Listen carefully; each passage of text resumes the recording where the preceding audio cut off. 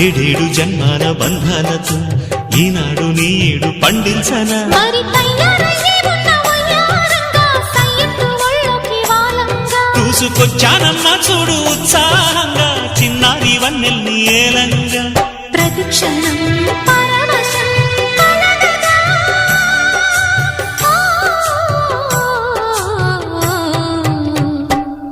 మనసా పలకవే మధుమాసపు కోయిలవై చెలిమే తెలుపవే చిగురాశల గీతికవై